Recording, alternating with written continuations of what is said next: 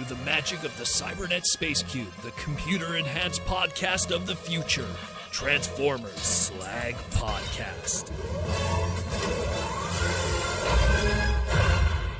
What's up, everyone? How we all doing? This Saturday night, it is the Transformers Slag Podcast Saturday Night live stream main event. I am your host, Proto Man. I am the face that runs this place. I'm the voice you hear Monday to Friday, and it is Saturday. We got a amazing Saturday. It is the weekend launch of, without a doubt, probably the greatest Transformer movie we ever got. And a lot of important discussions are going to be had over the next couple of weeks. Good and bad, to say the least. Now, keep in mind, not everyone has seen the movie. While it has officially debuted yesterday, some people are seeing it tonight for the first time. Some people are going to be seeing it tomorrow for the first time. My buddies in the UK, they won't be able to see it until October. So we're going to try to keep the spoilers to a minimum tonight in terms of discussion. I will, 2 weeks. When we get to October, then we could really open it up to discussions and really talking about the movie and everything. But we got a great evening today. A lot to talk about. We got an exclusive announcement. I was contacted by one of Hasbro's licensors for an official announcement of stuff. Apparently, some of the Hasbro people who were in the chat sent some conversations to other people, and they got in contact. We'll see later today. You'll see. So we got a nice little official announcement of something that's going to be happening on Transformer Tuesday. And everything else, cool stuff, everything like that, like we always do here on the pod. A live eat. I thought of something. I got a Kinder Egg today that was gifted to me by a friend. I figured, why not? I'll crack it open live. And for people who don't know what a Kinder Egg is, we'll get into that in a moment too. Got some cool stuff we picked up today, doing some toy hunting and everything like that. But how are we doing in the chat? Who do we got here today? Let's see. Let's look at the YouTube members first. We got Timmy K. Poindexter. We got Modutron. We got Francesco is back. We got James is here. Eyes on the Ace. Is that a Tsubasa reference? Soccer. Rudy Mack. We got one of our patrons, Fair Lady Z. She's here today. Ashnud is here representing. Roman is here. Guillaume is here. Lag Y. Patrick Brown. Prince and Phalanx 59. Brainstorm 2002. Will Murphy. Man, we got a lot of our YouTube members here today. Mike Rosen. Who else do we got? I hope I'm not missing nobody. Bigham is here. Rodimus Power is here. Gotta go. I don't want to miss nobody before we get into it. I gotta respect the people that keep the lights on here. I think we got everybody more or less, unless people are popping in. So, and we got some of our YouTube members and one or two Hasbro people, according to the chat here, if they want to say hi.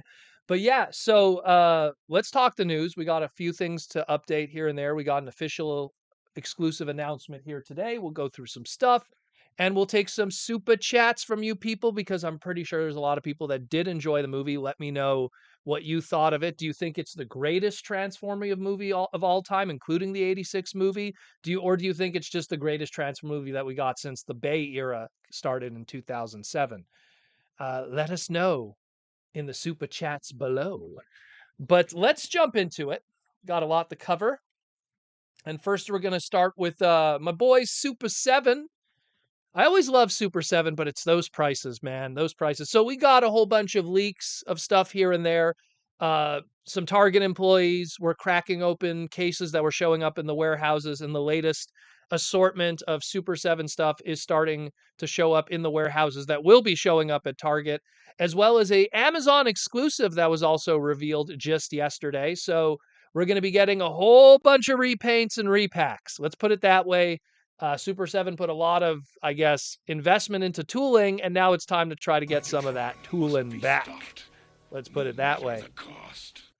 Space Ghostal says, I'm going tomorrow with my son. I can't wait. Well, Space Ghostal, I hope you have an amazing time, and I get a feeling he'll love it, because it's on top of it being a movie that is great for us long hardcore fans that are obsessed with lore and everything.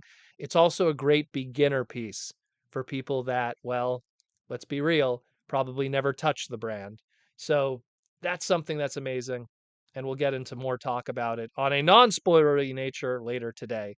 We're going to try to respect the spoilers to the people who have not seen it yet, including you, Space Coastal. But I do hope you enjoy it. I really do. So we got RC in prototype colors. We got a Ghost of Starscream. We got a Silver Grimlock, which is actually a mass retail version of the San Diego Comic-Con version. We got a Red Rumble or Frenzy, whatever you want to call it. And then we got the uh, VHS 6-inch spectacular super articulated figure Megatron, which is actually just the Super 7 Ultimates Megatron with all of his extras stripped away. It's going to be $40 that, which some people are arguing is not much of a reduction in price, but it is what it is, unfortunately. And the Amazon exclusive Soundwave is the same story. It'll be available on Amazon right now. I don't know if the pre-orders are up right now, but I do know that it's available right now. What's up, Larry? And same thing, Soundwave came with a whole bunch of stuff with his Ultimates version. This one is just the Ultimates version's figure and the Laserbeak cassette, which does not transform, doesn't come with the extra heads, the extra hands, the extra weapons, the Energon Cube. It's just the core figure, the UK-inspired VHS box, and that is that.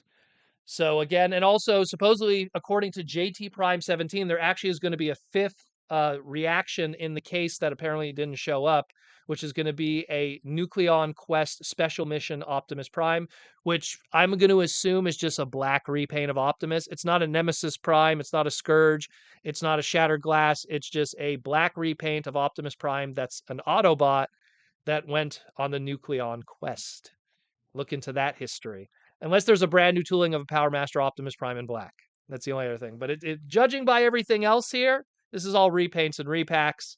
So chances are we're going to just see more of that.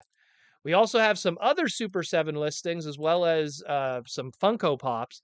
There were some Super 7 listings of a Reaction Devastator in G2 colors. So we had the deluxe Devastator on the Reaction large card back, similar to what the Unicron is. So now they're going to do one in G2 colors, that orangey purple. And then there's supposedly also, this one actually has my interest here, a ARC playset. Now, I don't know what that means because when Super 7 has done really big playset-y kind of stuff, it's been pretty expensive. So I'm kind of going like, ooh, I don't know, my anus is puckering a little bit, going like, is this going to be like a $400 ARC display playset? We will see. Is it cardboard? Is it PVC plastic? Is it ABS? They make crazy stuff, but those Super 7 prices, you never know. And then we got some Funko Pop listings where we got an Omega Supreme that's going to be coming, a Cyclonus, and a Hot Rod with the Matrix. Gee, I wonder what Proto Man's going to be buying, even though he hates Funko Pop. I just hope it's not another NFT one. That's all I'm hoping on that. But yeah, so that's happening, all of those. And then we have, of course, our voting that's happening right now. Anus Puckering podcast, the APP. Damn right. Uh, so we have the Strong Museum of Play that do every single year for the Toy Hall of Fame, the National Toy Hall of Fame. And once again, Transformers is on the ballot for the sixth time, attempting to get into the Hall of Fame. Again, just type National Museum of Play Hall of Fame voting in Google, and you'll get to vote. Voting closes next week, and we're hoping that Transformers gets in there, but they are up against some heavy hitters like Pokemon, TCG, RC Cars, and dare I say, maybe even the Balloon will win. Who knows? Who knows? Who knows? Yeah, Fair Lady Z, I feel ya. We're both Rodimus collectors. That's our third Hot Rod Rodimus Funko Pop. Imagine. The bastards. The bastards. Anyways, check out the Museum of Fun and Play. Go vote for Transformers so they could possibly get in this year. They seem to always put them on the ballot when it's a movie year. So it is a movie year today. So, excuse me, this year. So yeah, they want to make sure they get on there, and let's hope they get put in. At least I hope so. I hope so. I mean, that balloon's probably going to sweep it, but a lot of weirder stuff has got. Transformers lost to a paper plane, people. I think it was last year or the year before that. So yeah. Then we had this one that dropped. This is as good as the image gets, unfortunately. We're going to get more info on this guy later next week, but we have the Liolius Prime, which is what this character in Monster Hunter is called in Japan. And it's essentially our Monster Hunter crossover with the Synergenex line. We don't have a really good, this is about as good as the image gets. I mean, if I tried to blow it up for you guys, like no joke, like here, let me try to blow it up. It's not any better, you know. That's about as grainy as it gets. It's the early retail preview pre-order images, which are never in the best quality, you know. So then we got this promotional art, which we'll pull this one up here. And yeah, so it's something that is going to be revealed next week at the Tokyo Game Show, probably on the Saturday in the display booth. And then maybe we'll also see the Macross one too. Stay tuned on the Transformer Slag podcast. Of course, we'll keep you updated on that one. But it's a brand new tooling and it does look really good. I imagine probably Voyager scale. I mean, these guys in Monster Hunter are always, the monsters themselves are always very Transformer sized. So it's something that a Voyager scale would probably work best, especially with this big dude. Maybe they'll do a leader. Who knows? But check it out. Again, Tokyo Toy Show next weekend coming up. And then we got our big announcement today. So the past couple of weeks, I've been talking on the podcast about working on a trading card channel separate of Transformers and everything. It might have Transformers on it once in a while. And I've been playing with the idea for a while, and it's something I've been talking back and forth with different companies. And some of my guys at Hasbro, the marketers, contacted some of their licensors and said, hey, you should probably talk to this guy because he really knows his stuff. And so I have an announcement today. Uh, Dynamite Entertainment is going to be dropping a Kickstarter on Transformers Tuesday coming up this week, where there will be different tiers of Transformers trading card booster boxes to collect of their 40th anniversary trading card set.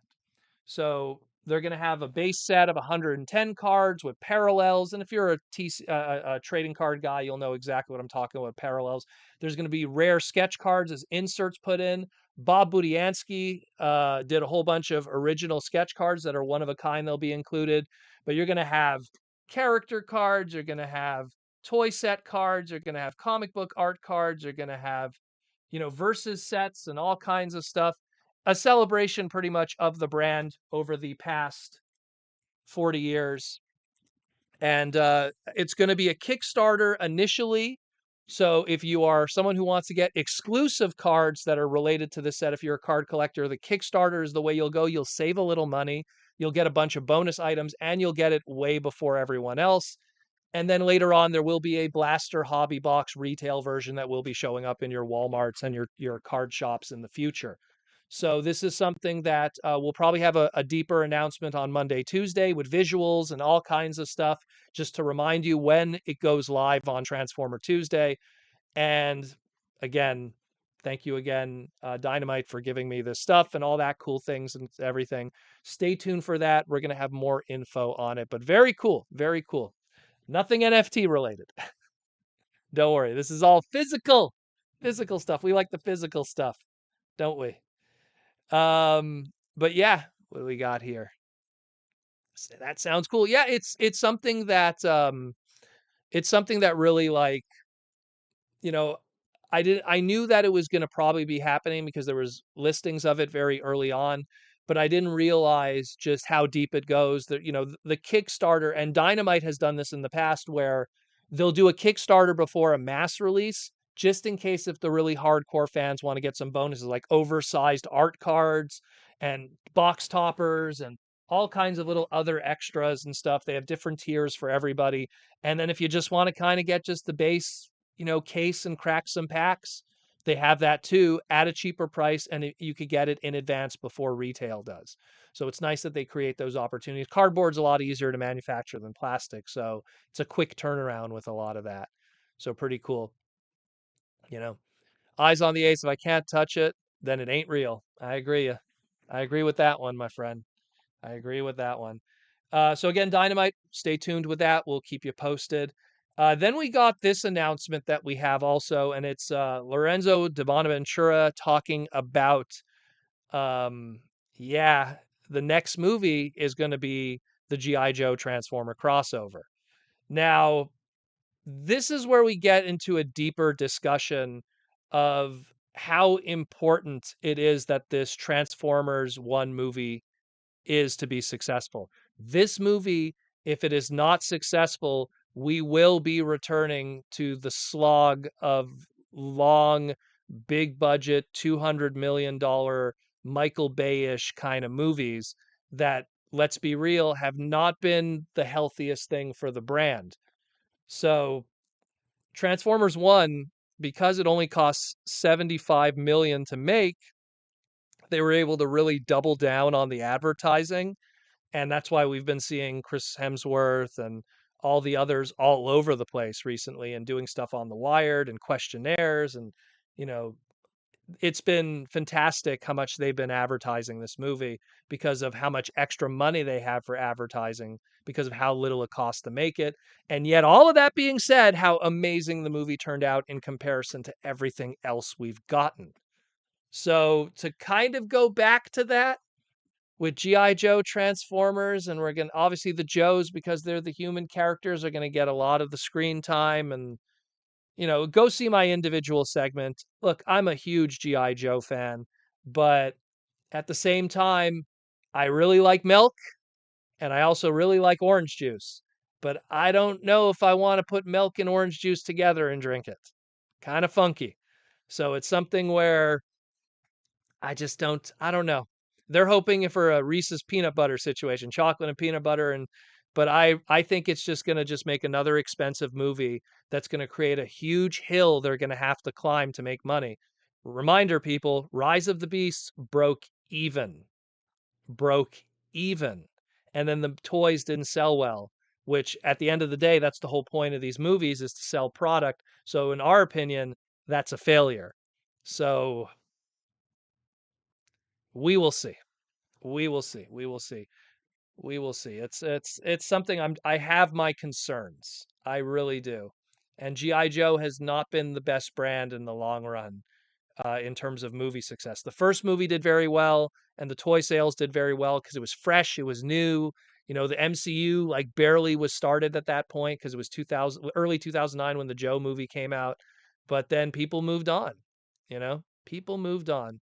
T-Formers 2002. The real question is, will the TF and GI Joe crossover be better than what they did in 2007? And bro, I've said that to this day. I still feel that the 2007 movie is our G.I. Joe Transformer crossover. We already got a G.I. Joe Transformer crossover. It's called the 2007 Michael Bay movie. You know, Lennox is Duke. The guy who got killed by Scorponok is Tunnel Rat. Colonel Epps is Roadblock. Like, I could go on and on. All we're missing is a redhead female character to cement it in. You know, maybe we could say that the chick that was the computer ace there, she could be like a cover girl. Except she doesn't have her tank. You know, it is what it is. Like we're gonna see what happens, but I do have my concerns. I do have my concerns. Let's put it that way.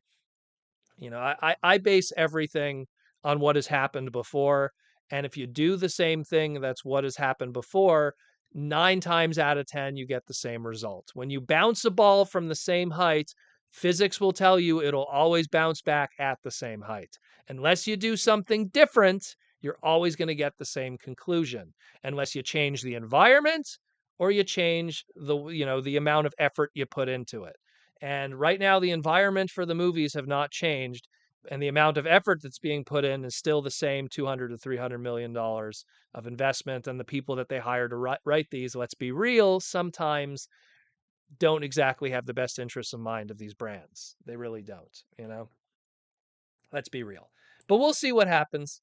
Also, we got, and man, this is like way too soon, but this is just typical Hollywood. Hey guys, literally Transformers 1, the movie came out. Let's talk about home video releases already.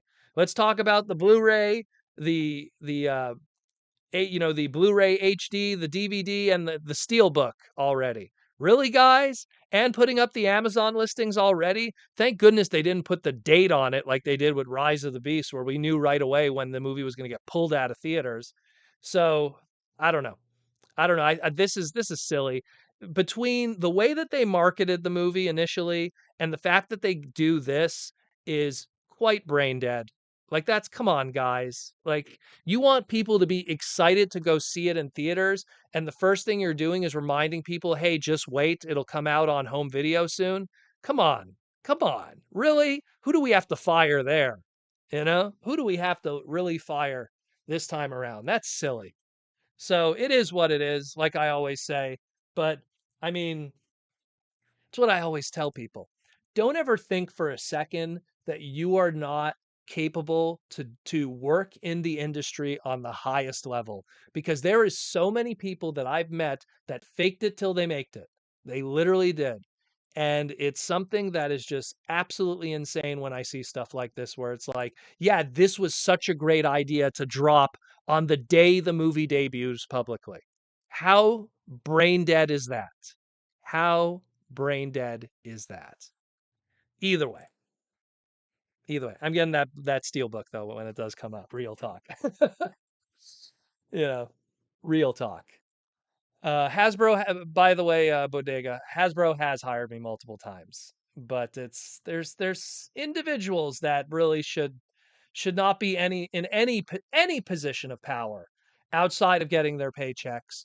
Longevity is so important, but when you meet these individuals and then you go and you pull up their resumes and you go, "Oh, he was at this company for 3 years, he was at this company for 2 years, he was at this company for 3 years." And then you go, "Oh, this guy has no intention of create helping the brand in a long-term thing. He just wants to make his money and get out before he gets his next job at ABCD." You know? Anyways, none of my business for the time being until it does become my business. But then it's going to be you're fired, you're fired, you're fired, you're fired. Let's put it that way. Maybe they won't want to hire me because of that, but I don't care. I really don't. It's ridiculous how silly that is. But let's talk about something important, and that's the gloriousness of this movie. And a strong reminder to everyone in the chat here today, please go see it. I was literally seeing people commenting in my segments of my podcast going, "I'll wait for it when it comes on streaming. I don't want to see it. I think it looks stupid. I'm going to bootleg it."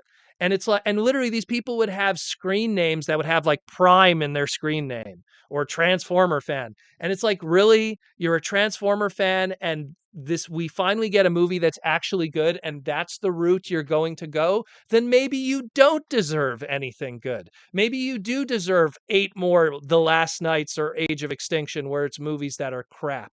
Maybe you do deserve more of that. Maybe you do deserve low quality MABS toys that are crap. Because if that's how you respect the brand, how are they going to want to respect the brand? If the fans don't care, why should they care? You know? So that's crazy. Go see the movie. Take your friends. Take your friends that aren't Transformer fans. Give them their first cigarette.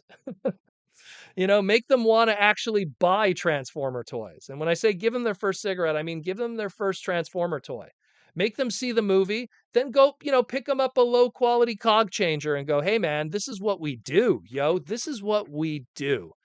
You know? This is what we do. And it's amazing because this movie is going to sell them over. This movie is so good for people who aren't familiar with the brand. Do you know how many people that didn't know Transformers went into this movie, saw D16, and were surprised with what happened at the end? you know? And it's laughable for us as hardcore fans, but for people that are not in our circle, that's amazing. That makes me happy for them because now it makes even more of an impact because of how emotional this movie is, how dark it is, how incredible it is, how by the time that movie is over, you're going to be misty-eyed and how much there is for the future for writing. By the way, Hasbro, if you want to fix that writer room, I could write you 2 movies right now because it writes itself practically. It's so easy to do the next 2.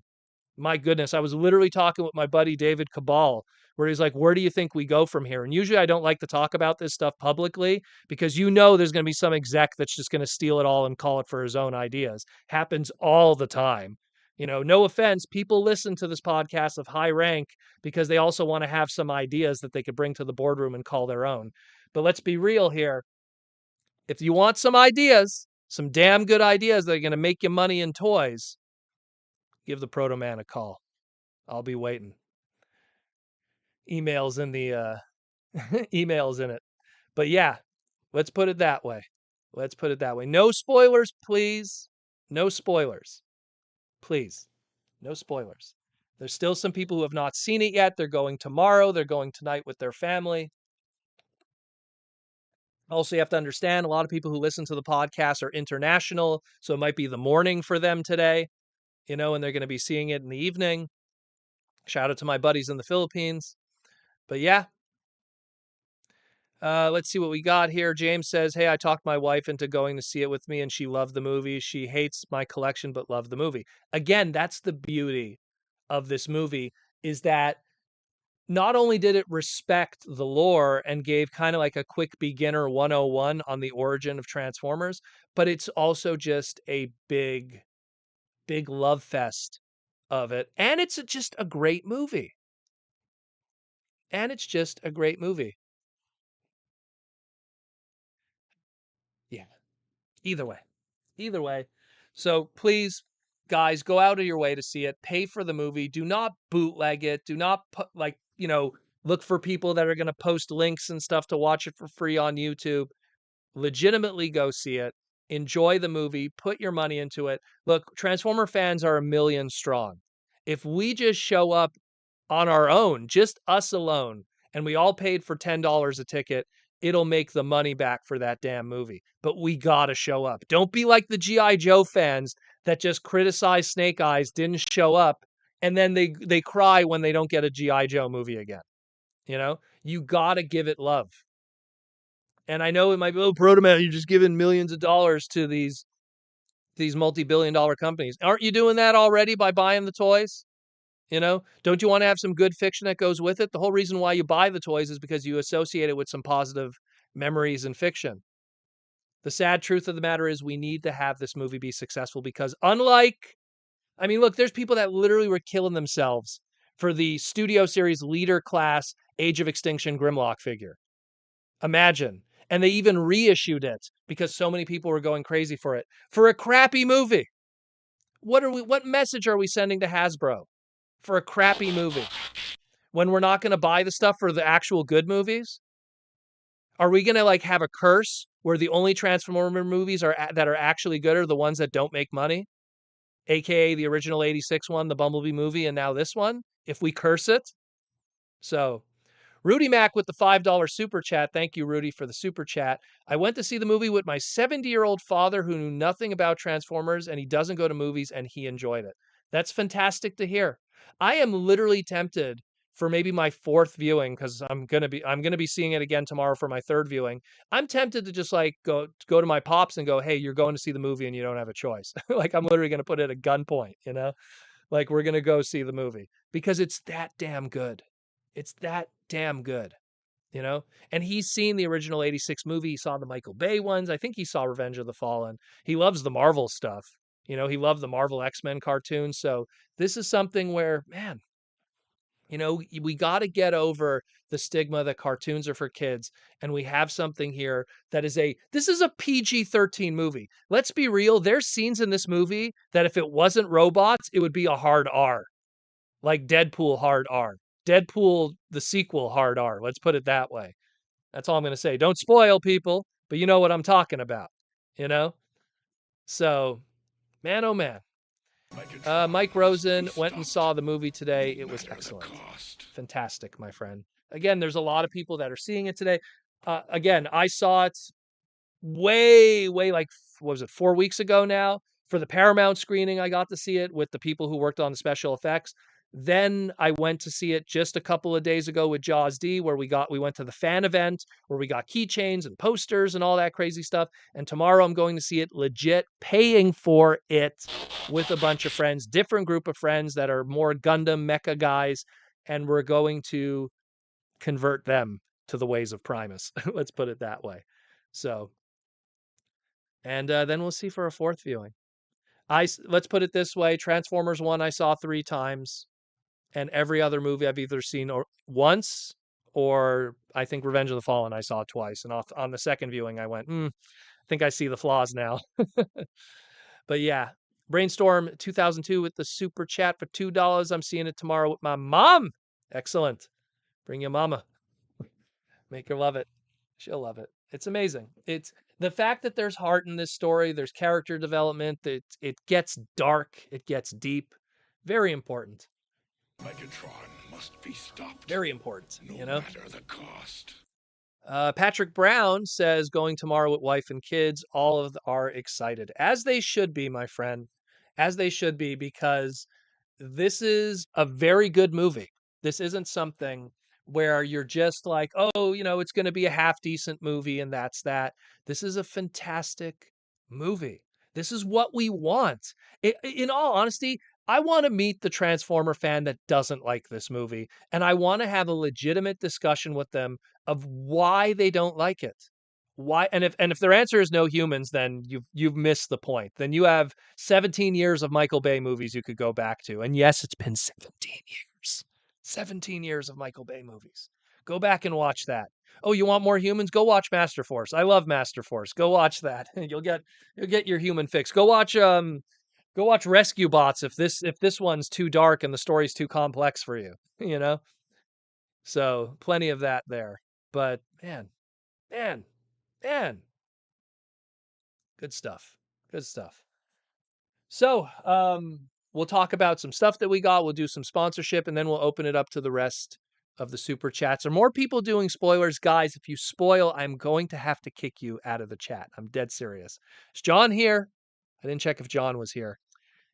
Like, guys, serious. We'll mute you temporarily for the day. I'm telling you. Don't spoil for people, man. It's not cool.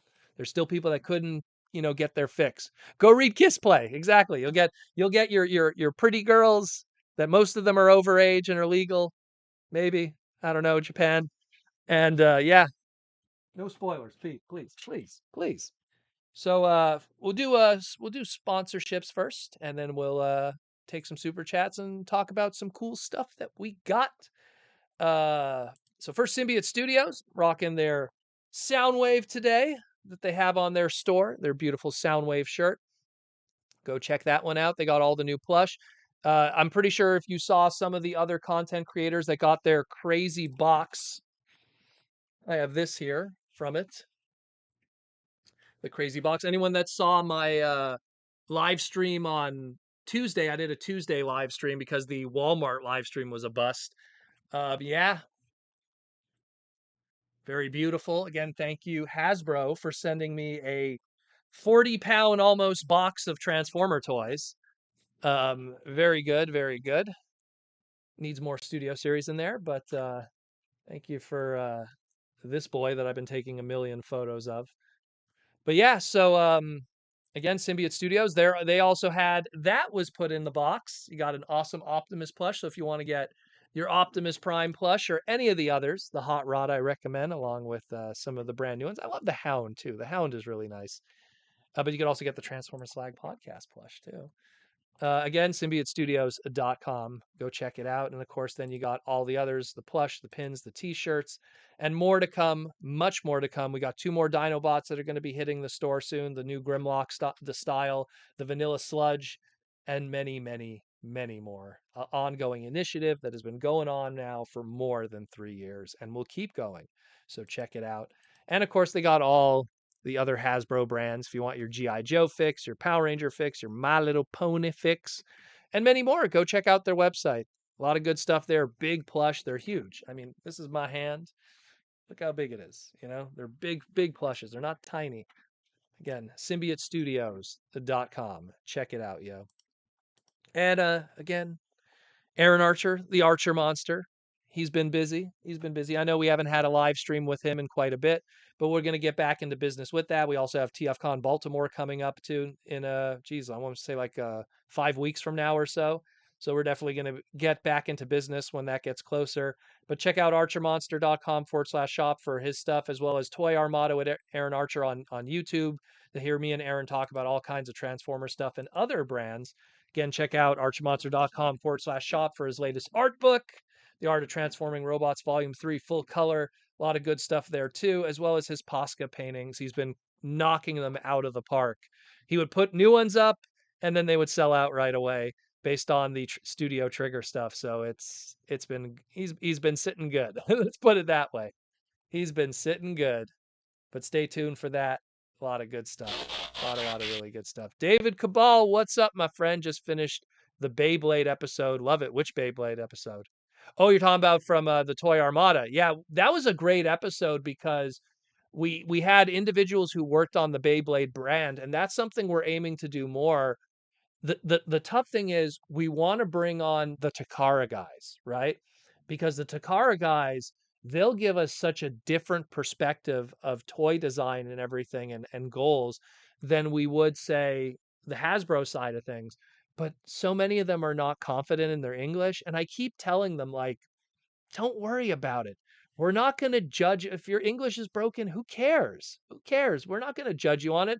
I guarantee, like, the fact that you speak Japanese and English, when I know people that barely speak English properly and they don't speak any other languages, I speak three languages and people give me crap, you know?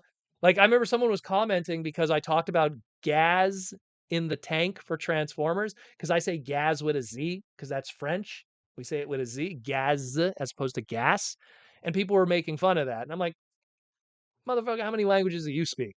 Probably don't even speak English properly, you know? So your brain has to knock with that. Yeah, it was Steve Bono, actually, David. It was Steve Bono who, Steve, by the way, his track record, Black Series, Star Wars, you know, he has a huge track record of amazing stuff that he worked on with Hasbro. Go check out if you want to see like a really good segment, because even the Beyblade segment, by the way, Steve Bono worked on, well, you can't see it, alternators even. He worked on Transformers alternators too. Um, One of those great guys that are within Hasbro that had a whole bunch of hands in different products and stuff. Really good stuff. Really, really good stuff. But check it out. Do they still do Beyblade competitions? Yes, they do. Yes, they do. They still do to this day. They do it on a local level. Usually they do them. Originally, they used to do them at Toys R Us's in the United States. Now they do them at GameStop, and then they get the winners from that, and then they do the regionals and then the nationals and then the world, and it's all crazy. And Beyblade X has been pretty busy with that, you know. Proto Man is vicious. I can't have, I don't have patience for stupid people. You know what I mean? I don't I really don't. Japanese on a functional level, and a few other languages on a functional level. Like on a fun it the thing is that when you live in Montreal, Quebec, you're surrounded by so many different cultures that you just pick up stuff. You're around it. You know, if you work in a Haitian Burger King, because that's what it was a lot of black dudes and Haitian dudes, which are black, but different culture, you know, Jamaican, Haitian, Trinidadian. But specifically there was a lot of Haitian guys there. You pick up on Creole, which is kind of their language, which is kind of like a, for lack of better words, third party French, I guess is the best way to put it.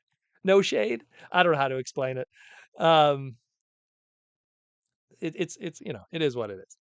Um, but again, Cybertronian. A little bit of Cybertronian, not much. Not a functional Cybertronian. So yeah, so again, check out Iron Archer stuff. You know, check out Symbiote Studios, and of course Hasbro. Always cool guys in my corner. You know, who knows who's in the chat today if they'll jump in. But so picked up two things. The non-transformer thing I picked up today. This boy was at Walmart for 14.99 Canadian, which is about, I don't know, like $11, $10 American. I never got the small version of this, of Donkey Kong. I love Donkey Kong. Rock out with your Donkey Kong. It's on like Donkey Kong. Although it shows there that he could do the thumbs up, I really doubt he can there. I don't know. That art's kind of misleading, but pretty cool. What bothers me is the Diddy Kong because they reissued it. It comes with a barrel. The original Diddy Kong that I picked up came with bananas. Am I gonna have to buy another Diddy Kong just to get the barrel? Oh man, oh man, it is what it is. Fourth party French, yeah, maybe. And then I got this guy here. These are the Battle Masters. So when these came out, geez, when did these come out? It was during the Thrilling 30, so it was almost 10 years ago. So these were the Battle Masters, which are these Rock'em Sock'em robot um transformer stuff where you kind of like just, and it was cool because unlike Rock'em Sock'em where it's like you punch with the fist, this one you could actually decide left hook or right hook. And you could kind of go, and it actually, like, if you look in slow, it actually, like, they lift the arms as they punch. Then, of course, if you get hit in the face, the head goes up, like a Rock'em Sock'em robot. So they had the Optimus one, which, I mean, that's pretty cool. And again, it has a very unique, it's almost like if Bulkhead and Optimus had a kid or something. And I didn't pick these up when they were brand new because they were ridiculously expensive for what they were, and the designs were kind of funky. But for $2 Canadian, I'm down for that. I'm down for that for sure. So picked that up too. Very, very cool. Very, very cool.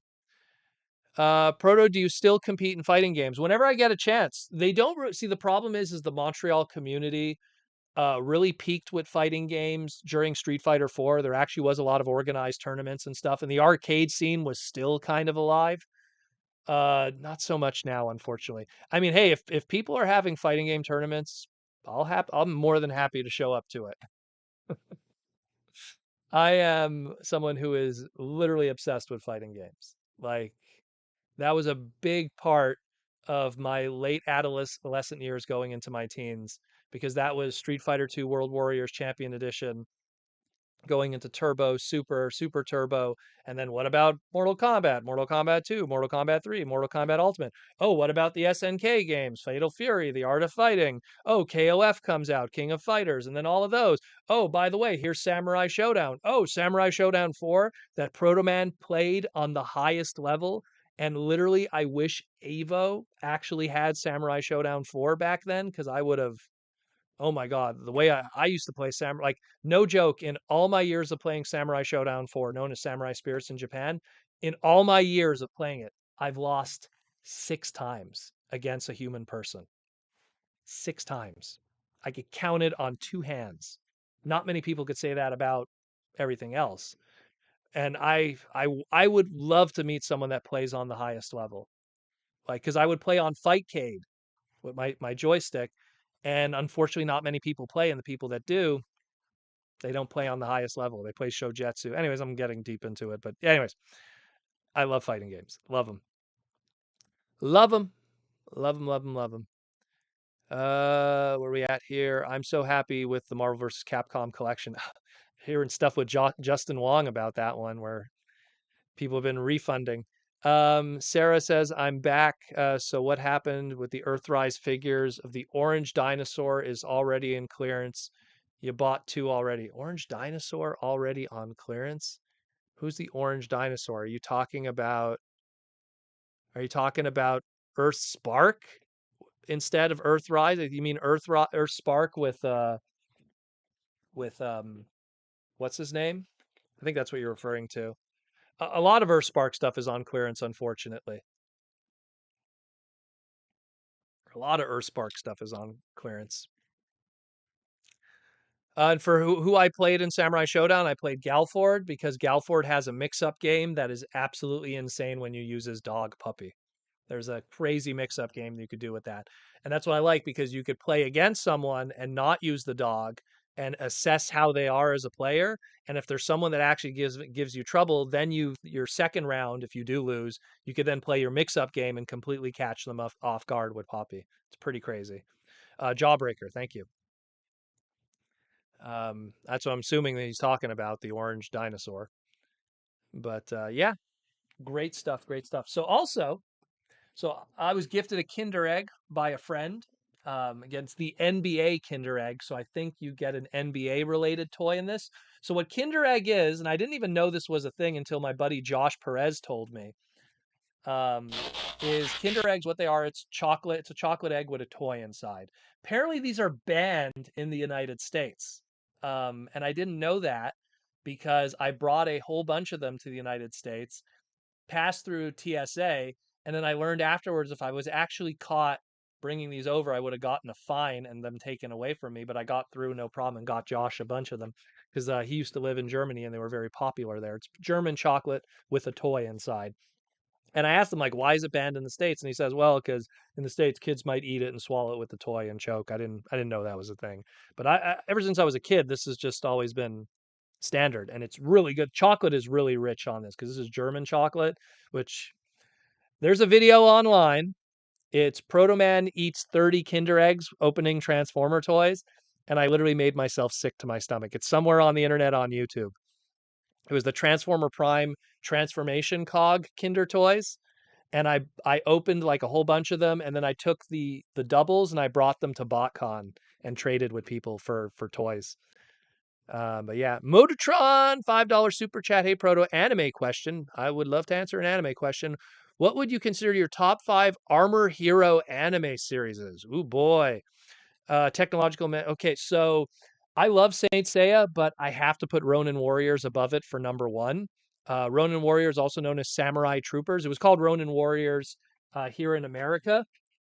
Fun fact, one of David Kay's first voice acting gigs. You want to hear Megatron uh, doing a narration over an intro? Five fantastic battle armored samurais.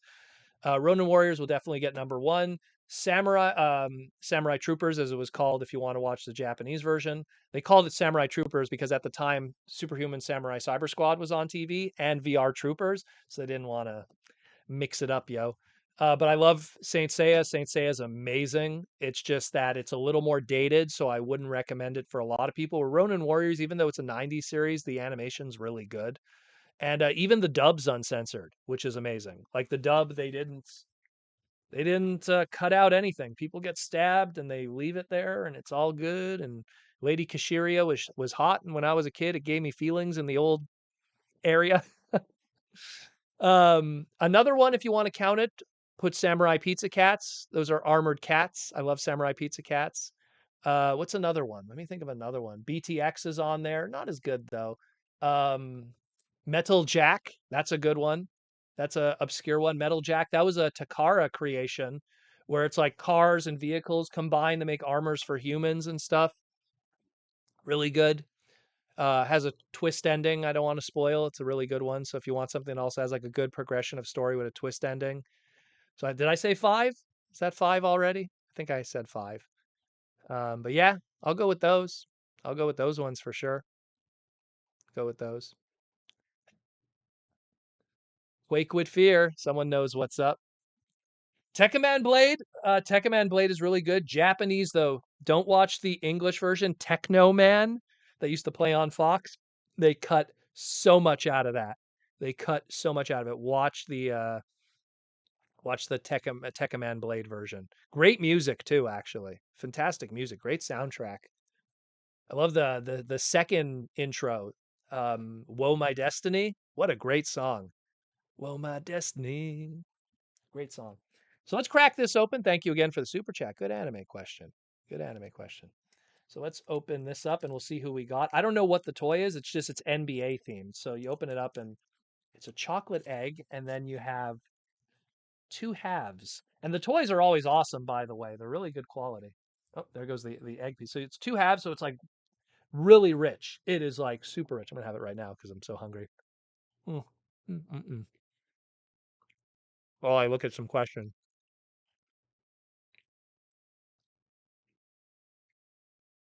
Guillaume, I've heard of God Sigma. I have not seen it yet.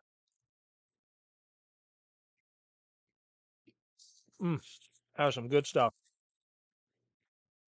Great music on Techno Man. That's a great intro. That intro was done by Shuki Levy. So it's a legitimate Kinder Egg. And then you have the toy inside, which I guess people would eat it like a pill. Well, yeah, we get real Kinder Eggs in Canada. So let's see what the so it's NBA based. What the hell is this? Oh, is it the mascots?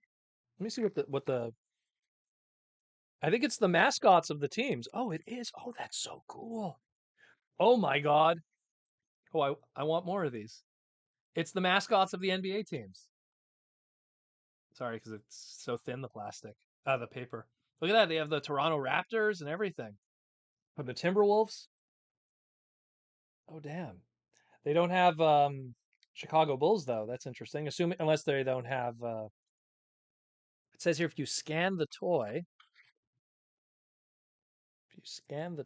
you'll. I don't know if you scan this thing here. I don't know. That's really cool. Oh, those are cute. I like that. Oh man, I want more.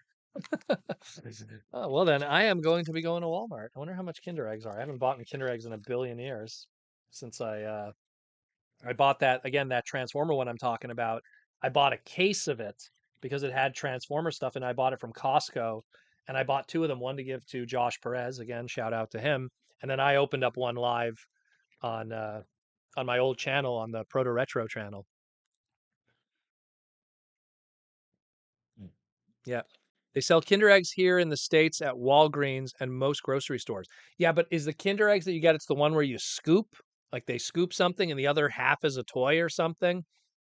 Like I'm talking a legitimate Kinder egg that's actually the egg and it has it. Okay, cool. Very cool. I dig that. I dig that. Maybe I'm gonna want that Toronto Raptor one. Maybe I'm gonna want that Toronto Raptor one. That's really, really cool. That is cool. Let me look up, hold on a second. How much is a Kinder egg? Now I'm like, oh, those are kind of really cool. Because I like basketball merch, you know? Let me see. How much do they go for in Canada? How much do they go for? Because you said Bing Bong Toys, what a name, says $2. But are you in America or are you in Canada? Because I'm in Montreal, Canada, because I'm a weirdo. You know what I mean? I'm a weirdo. But yeah, man, that's pretty badass. That is pretty badass. Let me see. Okay, so right now at Walmart, sorry that kind of definitely brought this to a stop. At Walmart right now, you could get three for $4. Oh, that's not too bad. That is not too bad. Anyways, anyways, um, where are we at here? Kinder eggs sell in the States in a plastic egg and you scoop it. Yeah, so the ones that I saw, because people would show me this. The ones that I saw, it's like one half is the toy and the other half is like a thing where you scoop out cream or something. Let me see if I could find a photo of it. Um, let's see. If I could find it.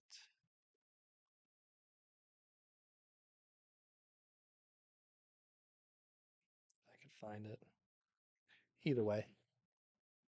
Here we go. T Formers 2002 with a $5 super chat. Yeah, Kinder eggs are banned for super specific choke laws. The US equivalent called Kinder Joy. Ah, that's what it is. So yeah, us it's Kinder Egg Surprise. There you go, all busted up. The toy is packed separately. Interesting. Okay. Because I remember seeing something like that. But yeah. So this one here, I'm going to assume that this one is, I think it was, there's the Pelican guy. There's a Pelican one, and then there's another one that's from it. Because I know that the Clippers, they have a Condor. I think his name's Chuck the Condor, and then you have Benny the Bull from Chicago, which oddly isn't on this. I'm surprised Benny the Bull isn't on there. But so is this Chuck the Condor, who's a NBA mascot expert? I don't really know too much about that, but that's very cool. That's very, very cool. I only know some of them. And in Montreal, we have UP, who was originally for the Montreal Expos and now he's with the Montreal Canadiens. The first ever mascot that was traded from one team to another. Proto, do you want a rare Seattle Supersonics T-shirt? I'm a Celtics guy myself. Um, actually have this DVD near me right here. There's some Larry Bird right there. I'm more of a Larry Bird guy. I would feel bad taking something from you that's rare that isn't my interest in terms of teams. I mean, as a Canadian, the only team I could root for is for the Toronto Raptors. I'd love it if Montreal had a team. What do we call our team? That's a good question. What would a Montreal basketball team be? Man. Um, yeah, US Kinder Egg suck. They look cool though. Like that cream thing, it looks interesting. I don't know, maybe it tastes good. I saw the US Kinder Eggs on YouTube and I was WTF. Yeah, Guillaume. See, like Guillaume knows what's up because he's from up my area, you know? Sarah says, "Have you bought the Gotham Guardian is the Batwing and has the Batmobile combined into a mecha from Playmates? Is Titan size for 45? I have no idea what that is, Sarah. Maybe send me an image of it. I'd like to see that. Cool Batman stuff I'm always interested in. You missed the Seattle Sasquatch. Is that what their mascot was? You know, I'm a big bird fan. Oh yeah. Oh yeah. We got that right nearby. And not Big Bird as in that's yeah. I just got the joke now. Ha ha ha. The Montreal Weirdos. Oh. Oh Ninja. Oh Ninja. Oh Ninja. If there's any weirdos in Canada, it's not definitely coming from Montreal, that's for sure.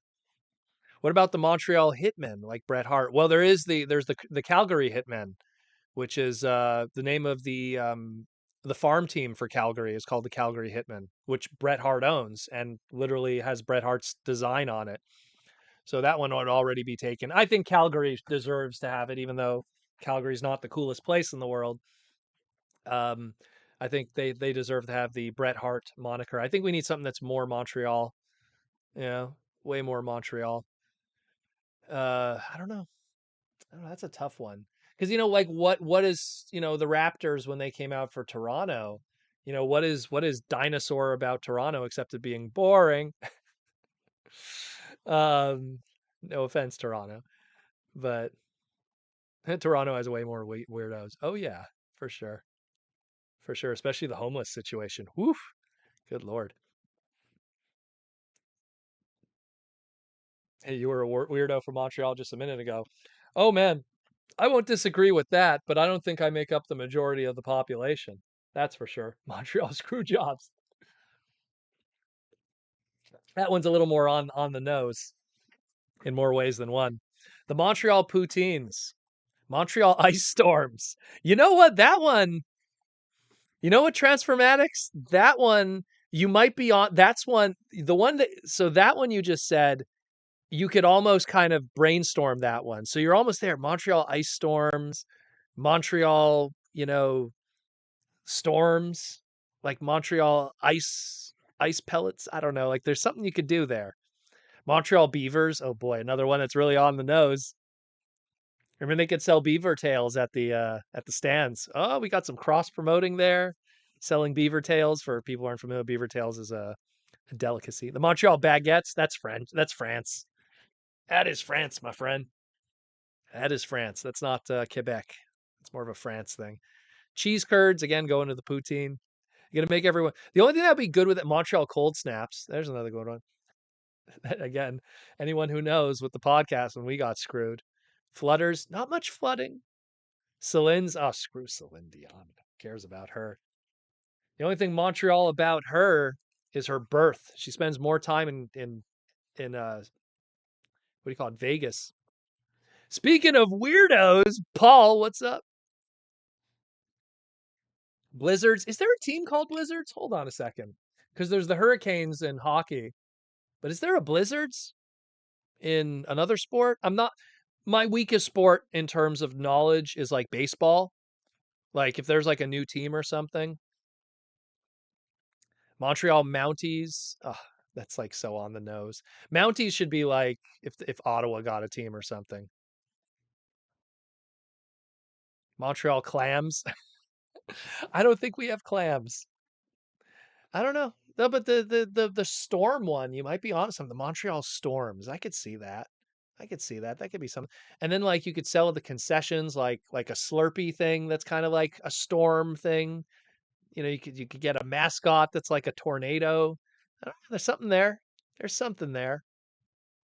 There's something there. We were talking about because I was gifted some Kinder eggs, which Americans are aware of our version of Kinder eggs, Goober, and we have it comes with mascots from basketball teams. So I was just saying, like, we don't have a Canadian Montreal basketball team, and if we did, what would it be called? You know, T-Formers 2002. One of the few things I did last year when I first visited Canada TFCon was went to Walmart and bought a few Kinder eggs. Very cool, my man. Very cool. Like the ones I wish I could pull them up and show you guys. But like, I mean, I have like all the Transformer Prime Kinder Egg toys, which have like a transformation cog, and they were so cool. And like that's why I bought a case of them because I was like, oh, I'm gonna eat them, and then I'll get a whole bunch of extras, and then I'll trade them at BotCon at the time, and it was super fun, super fun. NBA Blizzard is a new team from Alaska. Are you sure? Really? Is that a real thing? So maybe that's where I heard that from. Because I was like, why does Blizzard sound familiar? See, Montreal Hitmen would be cool, but it's taken. That's the problem. And if you do Marksman, I guess, then you have like a crosshair and but who's your mascot? It's a guy walking around with a sniper. Grant Brown, thanks for the advice on Comic Cons. I went on the last day of the con in Arkansas and got MPG 456 86 Springer and a Pokemon box for 300 cash. Brother, that's how it is. There's always the name of the game. That's why we have this podcast is to educate you guys and make sure you save money because we live an expensive hobby. Sarah says, can't send an Amazon link here, but I found it. Gotham City Guardian in Amazon. Okay, I'm going to make a note of that. Gotham City Guardian. Interesting. Gotham City Guardian. I'm going to make a note of that. Y says Montreal snowstorm sells snow cones on the side. Yeah, see there you go. That's the way that I look at it is you can't just like have a cool name. You got to have like the marketing with it too. You know? There's got to be something cool with that that you could kind of associate with it. Yeah, and see, that's the thing that kills me. Alaska has a basketball team and Montreal doesn't. That's crazy. That is absolutely crazy. You know, like Montreal is easily the second biggest city in Canada, without a doubt, but definitely number one, the coolest city. So if you have a basketball team, they're going to be so grateful that go there. You know, ask any WWE star, hey, we're going to Montreal. They're like, oh my God, thank you. You know, and then go to the Sheraton Hotel and all that cool stuff there. All the cool stuff. Guillaume, no, the Alaska team is fake. Okay, it is. All right, good. Because I was like, but isn't there someone called Blizzard, a farm team or something? It just sounds so familiar. And I know Carolina Hurricanes with hockey. I know all of that stuff. That's a given. But it just sounds so familiar. Like there's something there. Something there. Coolest in temperature. The coldest it gets in Montreal, but I have to say it in Celsius. I don't know what it is in Fahrenheit. It's because you guys work with Fahrenheit. Um, Can Montreal support another sports team? Of course it can. We have the money. It has nothing to do with that. Every time we had a sports team, it always made money. The problem is that we got rid of the expos because no one cared about baseball. No one. No joke. You could get expo tickets. I remember back in like the early 2000s before they closed up shop completely, you could get expo tickets for $12. Like if you were just bored, Blizzard sounds like WNBA. Maybe it's right. Maybe it is the WNBA I'm hearing. Okay, that's why, because I remember hearing that. Like, I was like, why does that sound so familiar? I wish we sold Kraken tentacles for our for my NHL games. So the Krakens, what's ironic with that is their mascot isn't even a Kraken because, and they talked about this, it's a troll. And they were like, well, the team is called the Krakens, but we didn't use a Kraken as a mascot because we assumed people didn't know what Krakens were. But then why call the team that? So they ended up like a cave troll was their mascot, which is like, okay. So are you going to sell like those trolls that were popular in the 90s? I don't know. It's so weird. Some teams like it's so weird when you see their mascots, like it doesn't make any sense. Some of them do make sense, and some of them it's like you're like how'd you get to that? You know, like Hartford Whalers. Gee, what is this? You know, it's a whale. You know, like certain of them, it's a given, and some you're just like oof. Like the Montreal Kings, even though their logo is a king, it has like a lion on the side of their logo, so obviously a lion was used. Uh, you know, Winnipeg had a really cool one. Winnipeg Jets had a cool mascot because his name was Benny, and he was called Benny because of Benny and the Jets. It's like that's actually like you have to think a little bit. It's pretty good. Rudy Mack Expos had a high chance of dominating the MLB during the strike. Oh yeah, I know that year. What was that? 93, 92? We almost won. Who did we lose to? The Dodgers, I think. We were in the finals. And that was like the only time the city ever cared about baseball. The Expos have been around for over 100 years, never won a championship, has all this history associated with it, with like the first baseball players from African descent and all this stuff. But we have all this history, but we just sucked at baseball. And no one cared because people watched hockey, people watched football, people watched basketball. They just cared about everything else. So yeah, I love The Sandlot. That's a great movie. Even if you're not a big baseball person, The Sandlot is a fantastic movie and probably one of my favorite James Earl Jones movies if you don't count Star Wars. T-Formers 2002. Actually, no, he was good in that.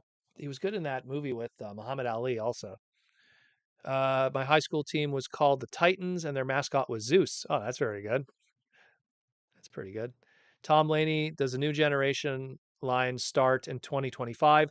The generations line will be called Age of the Primes, and it will be starting in 2025. Supposedly, we're going to be getting teasers for it at New York Comic Con coming soon. So stay tuned for that. I get the legacy storyline, but how do they do the prime storyline?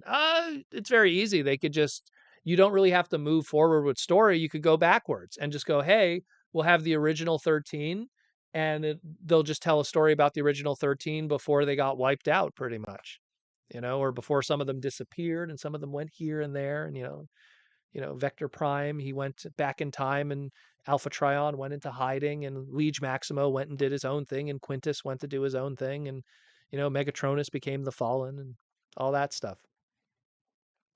Very, very cool. Sarah says, why Hasbro isn't using the beautiful mainline Airazor figure?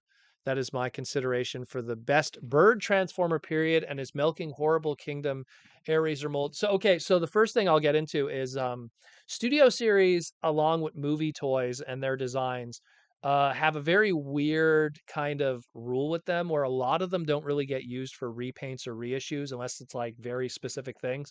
Like what is it called there? The premium series that they did in Japan, like they did the repaints of those.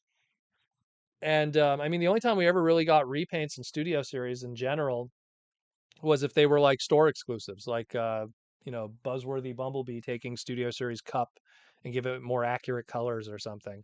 But they rarely touch those molds and use them again, which is bizarre because yeah, you could take that Airazor and have fun with it. I would love it if they just, Blue Bolt. I granted Blue Bolt's a repaint of the Kingdom Airazor, but Blue Bolt is such this cool character that was done in the manga stories that I'd love to see a Blue Bolt official figure. The Airazor repaint Blue Bolt, not the HasLab Blue Bolt. Just Google it. You'll see what I'm talking about. Female character, interesting. I always like more female figures. So very cool. Sakamoto creation. Very, very cool. But yeah, what do we got more for super chat questions here today? Today. This is very cool though. I dig it. Very nice. Looks like you could connect them all together too.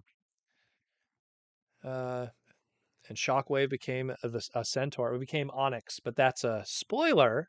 Spoilers for the IDW comics. Granted, it's been a while now, but I still like to uh, not talk about it too much because those comics, it's like every issue there is some kind of big reveal or big revelation or someone dies or someone this or someone that. So I always try to keep it on the down low of how much I talk about them because I want people to enjoy them for the first time. Yeah, so people always ask about this, Jack. So this is, I like to call it my dead toy line jacket because it has brands that don't exist in America anymore. So there's no Toys R Us's in the States outside of pop-up stores and KB. And then it has all toy lines that kind of came and went. So you have Battle Beast, you have Ronin Warriors, who we just talked about. Batman's only here just for Aaron Archer. Dino Riders, Reboot, Bucky O'Hare, and Captain Power and the Soldiers of the Future. You have GoBots and Rock Lords on my chest.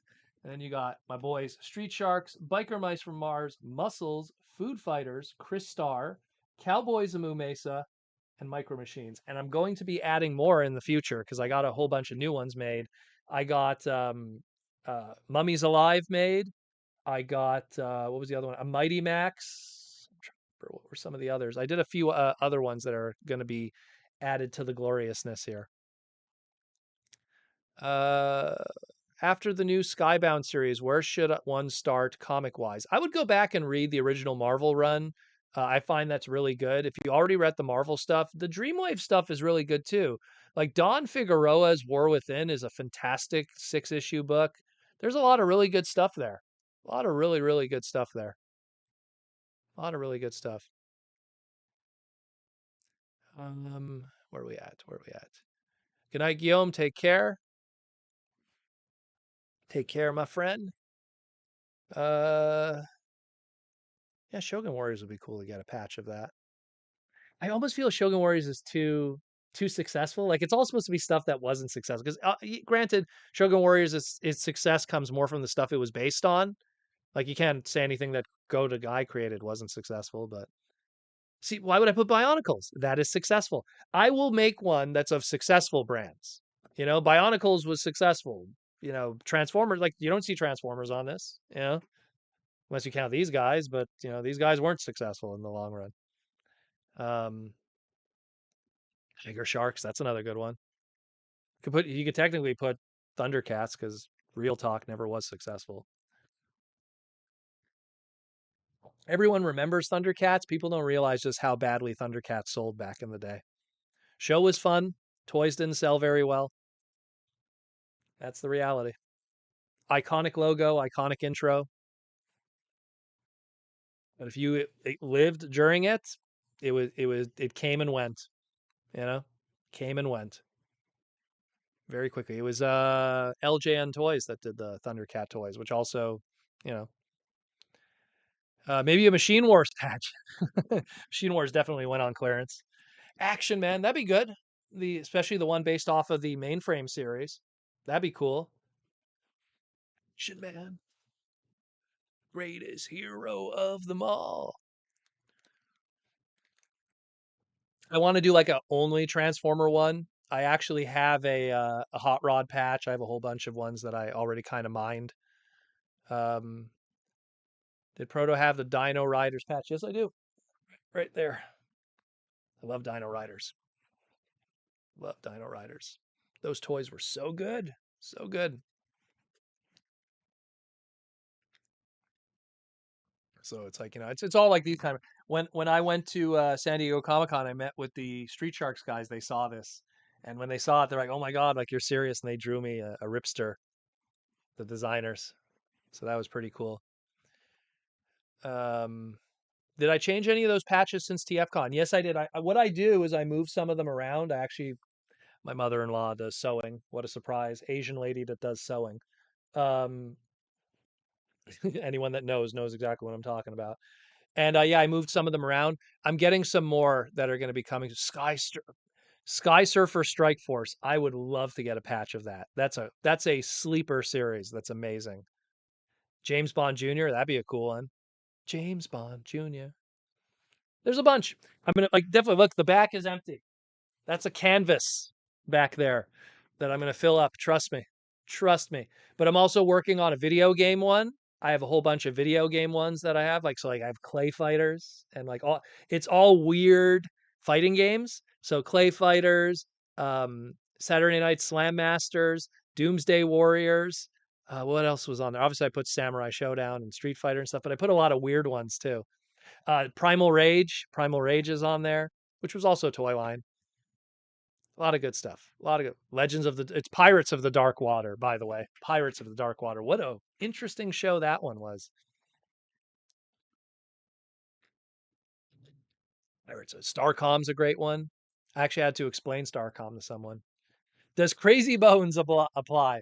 You know what's funny with Crazy Bones? That had a huge following in Canada at one point. I don't know why. A lot of people were collecting those, and then I found a whole bunch of them, like a bucket of them years ago.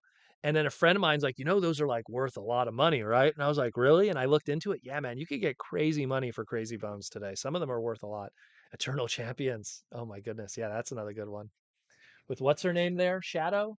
What's the name of the chick in that one? I think it was called Shadow or Lotus or something like that. Bots Master, a Bots Master, literally, that is going to be the first new edition. Is going to be a bot. So I have a Bots Master one waiting. It's already ready to go. I have my again. I have my other ones. I should have brought down. I have like a whole bag of them. It's literally on my drawers for my clothing, and it's on the top of the drawer, and it's like waiting for when I'm going to make my new one.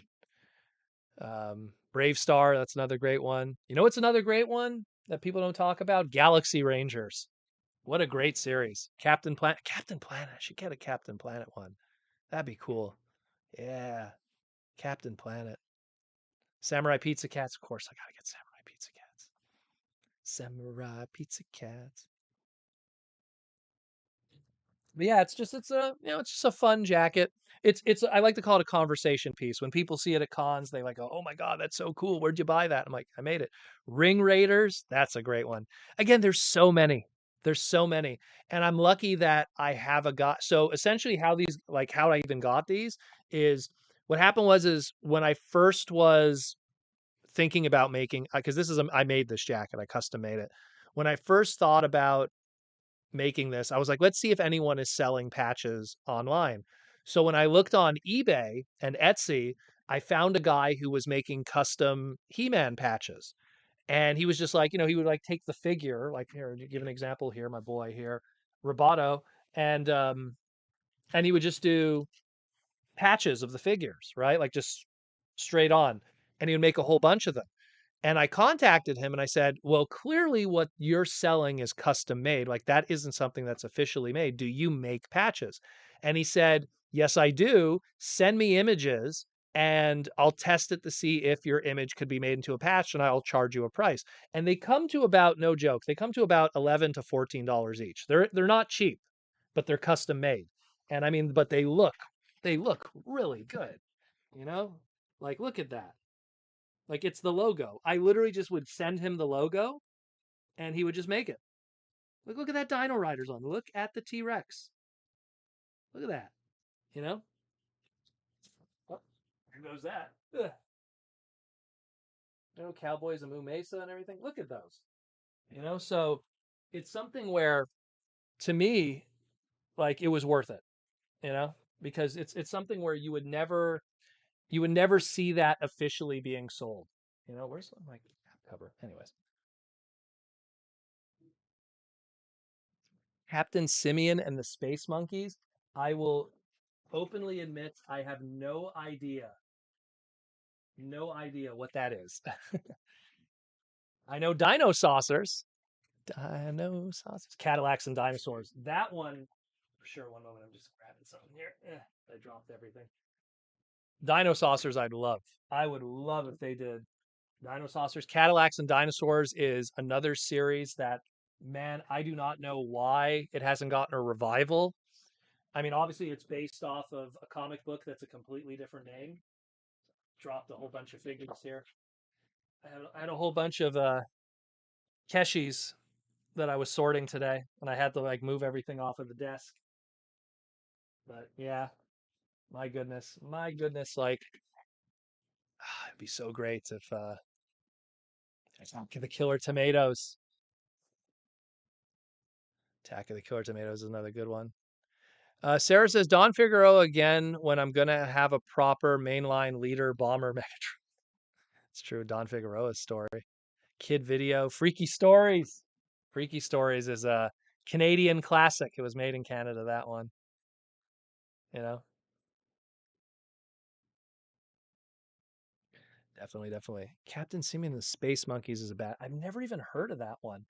You know what though? That seems like that's like because the thing that sucks is in Quebec, we had a lot of American channels, but we didn't have all of them, right?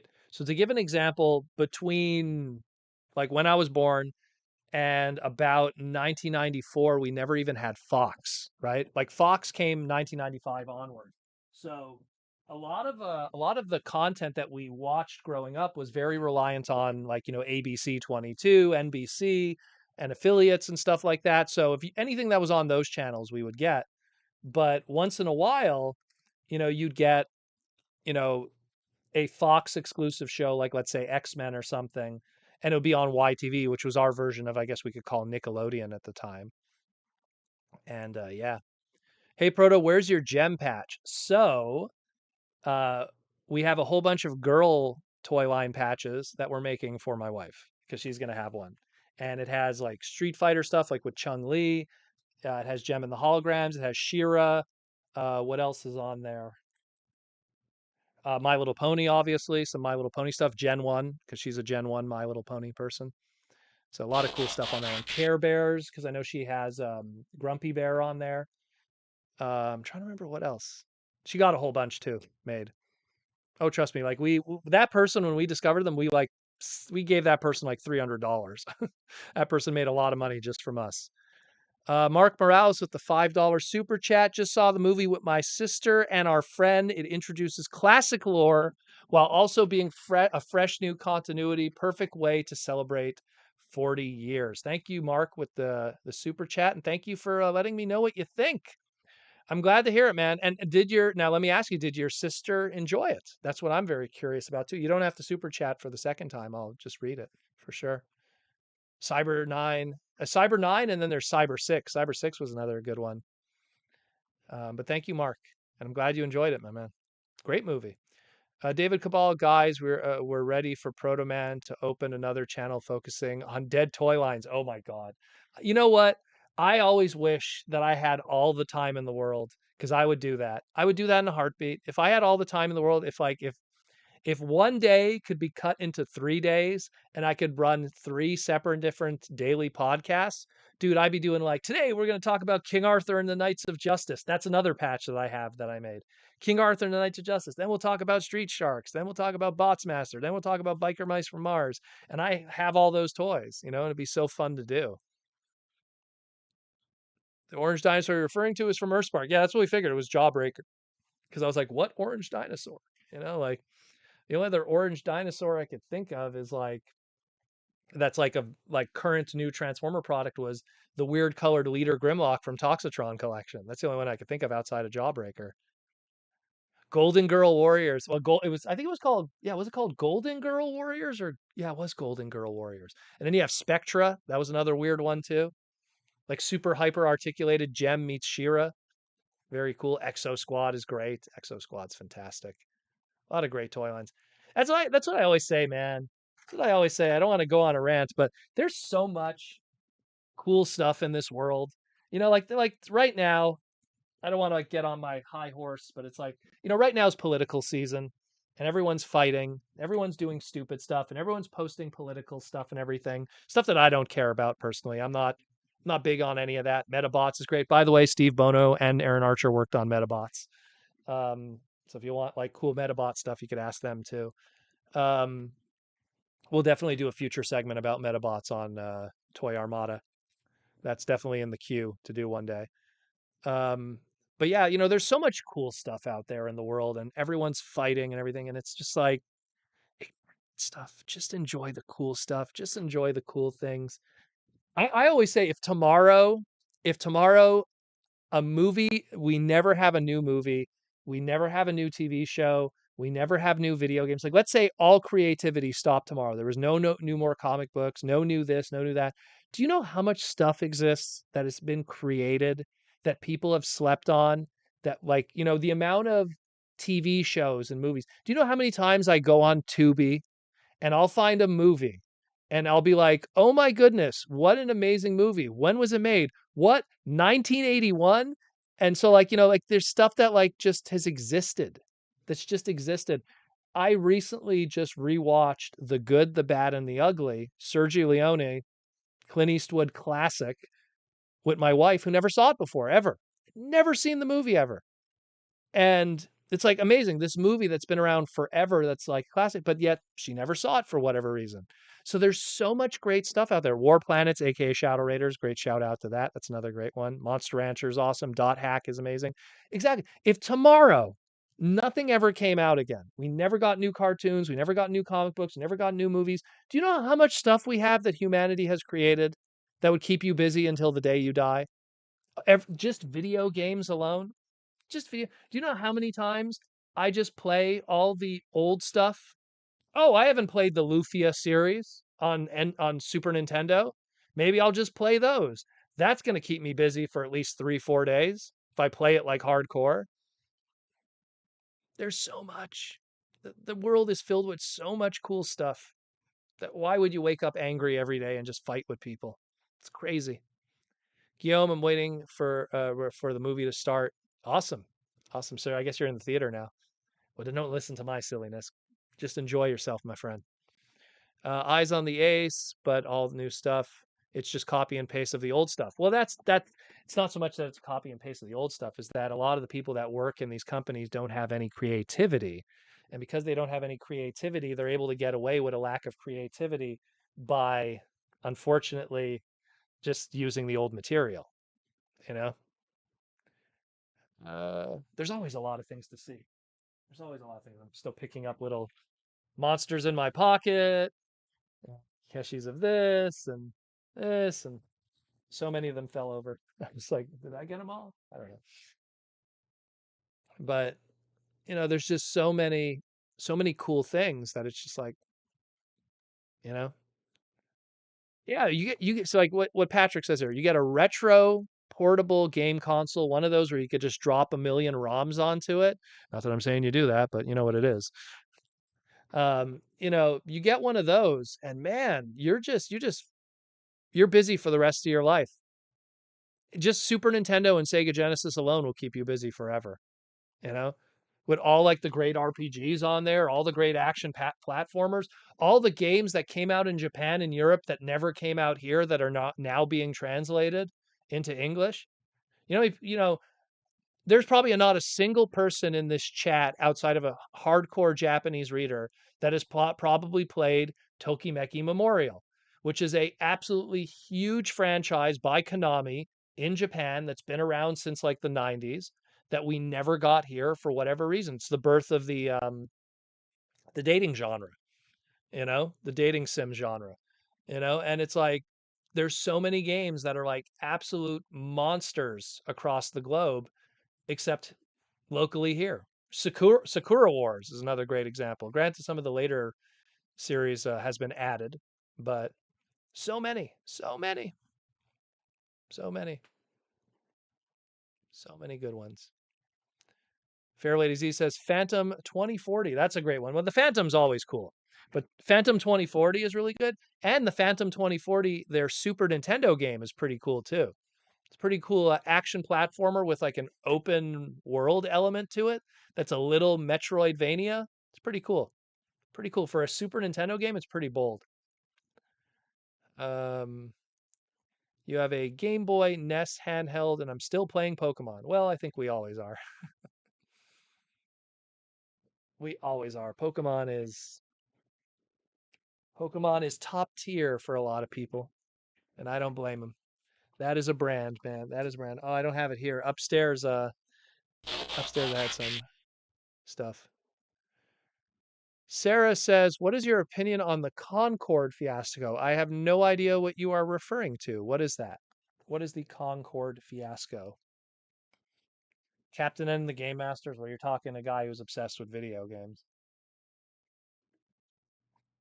And this guy appeared in the first episode of Casper. Well, maybe not this specific Donkey Kong, but it's Donkey Kong.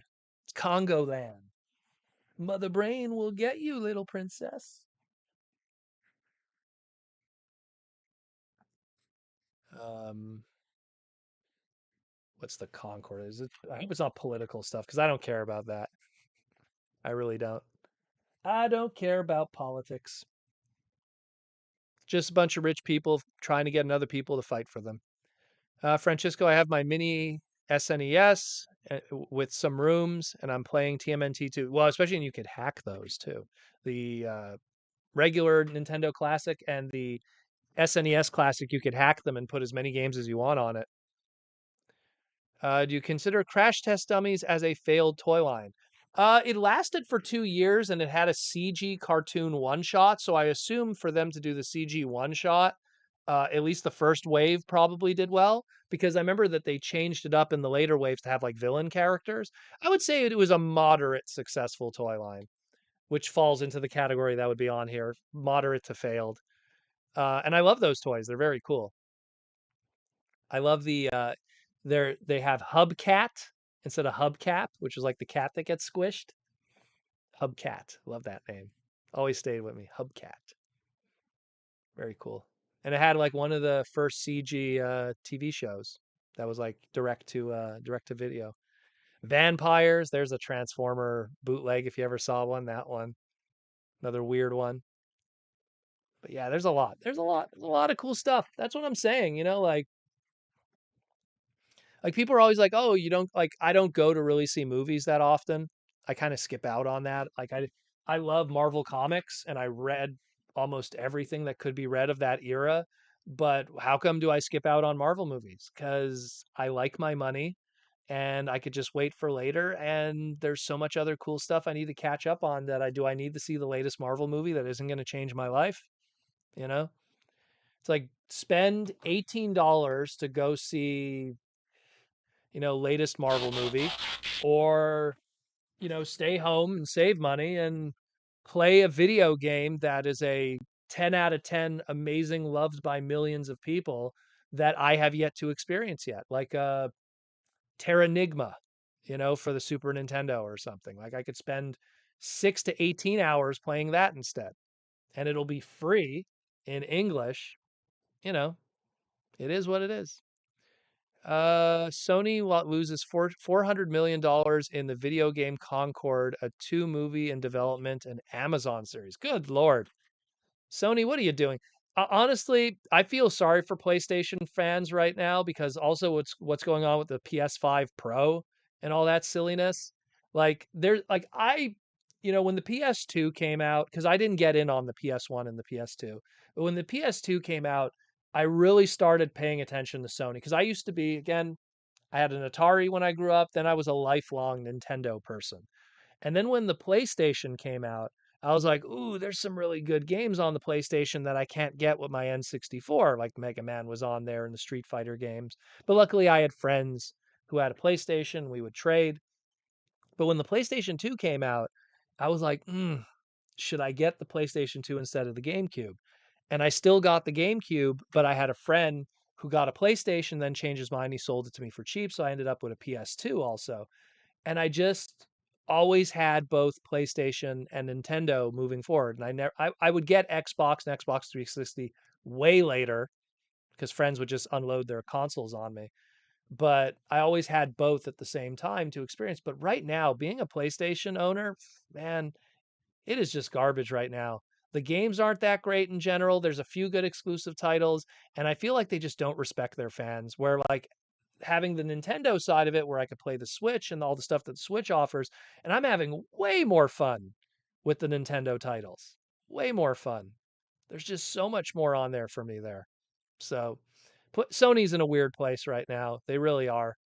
It makes me wish that Sega still existed or like a really good third party company that isn't Microsoft with Xbox because I look at Xbox and I call it just like Sony 2.0. Like they kind of just both do the same thing, you know? We need another Sega that's just trying to do something different, trying to innovate and take risks.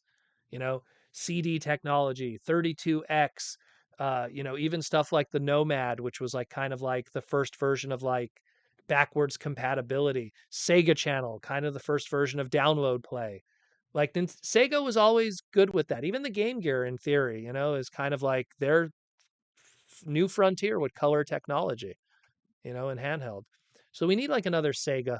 We really do. But it's a shame that they just don't exist. They wouldn't anymore. They're just doing games now. But yeah, It's a shame. It's a shame, unfortunately. It's a shame. Patrick Brown says, I always, even now, felt Xbox was inferior. Well, the reason why I never got into Xbox, which everyone that I was a friend of mine that owned one always scared the crap out of me, telling me that their Xbox was dying. Oh, did you get the red ring of death? And I'd be like, oh my God, the fact that that even is a thing. And I'm looking at my Atari 2600 that I had since I was a child in like 1987. And the fact that that thing still works, and you're telling me your Xbox is dead? And you lost all your save files and all your download stuff and everything, God, forget that, you know? I'm not buying a system with a shelf life, you know? Where are we at here? Nintendo was my first, and it'll be my last till the dust settles. And then Francisco says, "Do you prefer Mega Man or Mega Man X?" Depends on what. I find that Mega Man games are harder than Mega Man X, and I like a challenge. It's not all of them, but most of them are. I find Mega Man 8 was pretty easy. So I like challenges with my platformers. But Mega Man X is cooler, but it's also way easier. Mega Man X is more forgiving, wall climbing and armors really kind of speed up that process the second you figure out what robot master, what maverick weapon to use on a stage. It just makes everything very quick. I think Mega Man 5, or I think it was 5 or 6 was like kind of hard, but all the others have been pretty easy. I have different needs from each one. Original series for challenge, X series for just cool aesthetic and stuff like that. And original series has amazing music. People always ask, like, what's the greatest video game soundtrack of all time? And what I mean by that is, like, every song in that soundtrack is a banger. Like, you could say, like, oh, I love, Ocarina of Time. Has a few good songs, but not all of them are bangers. But man, Mega Man 2, Mega Man 3, damn, like, greatest soundtracks of all time. They were cooking with fire back then, man. So Capcom. And Street Fighter 2, obviously, World Warriors. Jeez, Capcom. Ugh, ugh. Sarah, the orange dinosaur I'm referring to is the Earthspark. The new wave deluxes are already on clearance in Mexico. The orange dinosaur and the Mad Max purple truck. Wow, really? So the deluxe class Earthspark stuff is already on clearance. Well, I mean, the rumor is that Hasbro is just kind of moving all that stuff out. They're done. Like people are going like, "Oh, Earthspark is still around and everything." It's on its way out. Season 2 is the last season. I don't, people are getting angry when I say that, but okay, be angry, whatever. But that's the reality. Patrick Brown, Kingdom Hearts was a foundational game for me. PlayStation was the only. Kingdom Hearts started on PS2 though, correct? Yeah, if I remember correctly, it was PS2. There was no PS1 Kingdom Hearts game. Yeah, no, there wasn't. Um, Cringe McCringle, sorry for the late stop in. I just got back from my mom's wedding reception. Well, then, that's more important in my opinion. Cringe, it's fine. Yeah, way more important. I don't blame you. But I mean, if Sony lost all that money, man, I mean, geez, they've always been a weird company to me. And again, that's why, like, now, like, I don't participate with them anymore after so many years of just kind of like that PS5 Pro thing is just like, ugh, whatever. So Proto, what is for dinner? Gonna be making, so we got like ground turkey. We're gonna take ground turkey and we're gonna mix it with like, it's almost like kind of like a Mexican taco powder, and we're gonna kind of like flavor it and everything, and we have tortillas, and we're gonna make like our own form of like ground turkey quesadilla thing. Long story short, we went to Costco and they were like giving free samples of it, and they showed how you could make it, and we're like, "Oh man, we want to try that." We tried it once and we loved it, and it's really good. Is it healthy? Well, it's turkey, which is healthier, but it's not that healthy, but it's good, and we're going to have that tonight. We're going to make that fresh. And we also bought pizza from Little Caesars because they had some brand new barbecue spice bacon chicken pizza. So we still have some leftovers of that. So we're going to finish that. And then tomorrow is Transformers 1. So I'm going to be eating out. We'll see what's happening there. Thank you for the question. Francisco, that Hasbro license the Mask franchise to another toy company. Yeah, so they Mask, Rom the Space Knight, and um, Gem and the Holograms are going to be with Loyal Subject, which is going to be licensing it, and Loyal Subject is going to be looking into doing action figures and dolls. So we'll see how that turns out. But that's how they keep trademarks alive. If it's same thing with Super 7, if Super Seven's willing to do stuff that's their stuff, keeps it going. Prince of Phalanx 59 is Hasbro moving their corporate office out to Baltimore. That's a rumor that I heard. I have not confirmed that. I don't see why they would do that, because there's absolutely nothing in Rhode Island, and that's technically a good thing. Because if there's nothing in Rhode Island, it doesn't cost them any money to be out there. And I'm pretty sure Rhode Island would be more than happy to pay for everything to keep them there. It's kind of the same story. If you look up, no joke, look up on Google Archie Comics head office. Look it up. Archie Comics has a hole in the wall head office in the middle of nowhere, and that's how they've survived all these years. And Hasbro, I think it would be silly of them to all of a sudden move out their office that's been there forever and put themselves in a situation that might be more expensive. You know, keep costs low. There's no pride in like being in a place that might have more, interesting things. Um, Motortron, Proto on the previous topic of Dead Toyland, Z-Bots. I have a ton of Z-Bots in the other room. Tons of Z-Bots. I'll never forget, funny story, Josh Perez story again. We were rooming with Josh Perez, and I think one of our roommates went down to like it was we were rooming with Josh Perez at a TF con, and one of our roommates went down to the room while the dealers were still setting up. He came back upstairs and he's like, "Yeah, I saw a bunch of stuff in the room. They had some Z-Bots for sale." Josh Perez just got out of bed, went, showered, and went downstairs and bought all the Z-Bots. Didn't even say anything. He loves Z-Bots. He does a lot of great Z-Bot art. Go check out Josh Mooch on Instagram. A lot of really good stuff there. But he loves drawing Z-Bots. Good old Micro Machine Z-Bots. Is Mass coming back? Yeah, they're trying to do something with Loyal Subject. They're trying to do something. SWAT Cats, that's another really good one. Will Murphy, I took my 9-year-old to Transformers last night. I was 9 when I saw it, 86 in theaters. Well then, the circle is complete. Everything goes full circle. That's great, man. That's awesome. That is super, super cool. That is really, really cool. That is really cool. But, right now, like, I mean, again, I have PlayStation and I have the Switch, but like what they're doing, like, if you ask me, like, which console would you buy, like, next? Like, where would you put your money? Would you get a PS5 Pro or the next PlayStation console or whatever the Switch 2 will be? I would look at the Switch 2 because I keep finding myself buying Nintendo games and having a great time. I keep finding myself looking at my PlayStation 5 and going, what the F? Like, once in a while, oh, hey, a Street Fighter title, yay, a fighting game here and there. But I mean, that title's also not exclusive to PlayStation. That's something that I could play on Steam. That's something I could play on Xbox. Like, it's not exclusive to them. The only thing that sucks is like Xbox One. I don't have one. I would have loved to play Killer Instinct, you know, but I can't because it's exclusive to one company.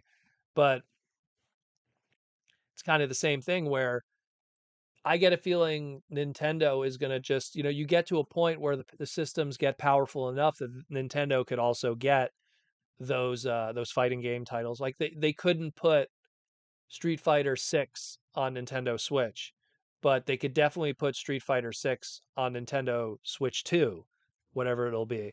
So as the technology gets better and better, and there's only, so much that you could do with technology that requires powerful systems, we plateau at one point, then it only would have to be about processors and, you know, AI at this point, really. So, which would be with processors. So it's just something where we're going to reach a point where Nintendo won't have to worry about, because they always put weaker systems, because if it's a weaker system, it makes it more affordable and you could get more people's hands on it. And they still make amazing games. Like a good video game is not dictated by its graphics, it's dictated by how good of a game it is. So, Fawn Heart, welcome. I'm late. I saw TF1 for the second time. Maybe I'll see it again tomorrow. Keep doing it, Fawn Heart. That's what I'm doing. I'm seeing it number 3 tomorrow. Number 3. Ashnod, the Wii U had more exclusive games still trapped in it than PS5 has right now. Yeah, but the Wii U was a clusterfuck disaster. That's the problem with the Wii U, was that Nintendo didn't know what they were doing there. I got the Wii U, and like I look at that console, I go, if it wasn't for Smash Brothers, I don't know why anyone would have that console, unless you're like a hardcore Star Fox fan. You wanted Star Fox Zero because there's nothing there. Maybe Bayonetta 2, you know? But like there really wasn't anything there that was like a killer app outside of like again Smash Bros. If you're a big Smash Bros. Person, that you would need to have a Wii U. Where if you skipped over it, you didn't miss out much if you went like the PS4 route during that time, you know. But mm, mm, mm, mm. uh yeah, Street Fighter 4 could have worked. You know what, Ninjatron? Street Fighter 4 could have worked on the Switch because Street Fighter 4 worked on the 3DS. There's Street Fighter 4 on the 3DS, so I could totally see it working on the Switch, you know? I think it was like a launch title or something with the 3DS. I think it was. I think it was a launch title. Man, we only have 5 minutes left. Jeez. Rockin' and sockin' tonight, man. Let's take a Paul question, just because we never take a Paul question. Paul says, I'm going to see TF1 for the third time soon. Proto, any idea what day might be the most crowded for a showing? The first 2 times I've seen in theaters are pretty empty. Well, the problem is everyone's been saying, oh, every time I'm going in the theater, it's empty. Keep in mind, kids are in school, and a lot of times people just don't go to see a movie during the weekday. It's a weekend thing. So if you saw it today and it was empty, then I have no excuse. Um, but I would say like a Friday night, a Saturday night, and a Sunday. Maybe not a Sunday night, but a Sunday for sure, like a Sunday during the day. Those would be the most busiest because I know that when we saw the Michael Bay movie, the first one, let me check. Hold on, because I have all these tickets on hand because I kept them close by. So here's from Tom DeSanto. Um, when did I see that? What's the date on this? So 2/7/7. Look at the stain on there. For Transformers. That was the launch date in Canada, the early launch date. It says here, I think it says Lund, so I'm assuming that's a Monday. And it was packed on that day, but again, it was a different era, you know? So went Friday and there was less than 10 people. That's brutal. That is brutal to hear that and very disheartening. If there was only 10 people in there, my goodness. That's going to be, I swear, if this movie does not work out financially, that's all on Paramount and the marketing. That's like all on them. And them like just the fact that they went and advertised that movie with that humor twist to it and not making it like this is a dark story and an origin story. And they could have gotten an audience that would have not played that off. Do you know how many comments I see in my segments when we were talking about the movie in the early days and people going, it looks stupid. It looks like it's for a kids movie comedy, da, da, da. And now that we've seen it, it is not a kids movie. It is not.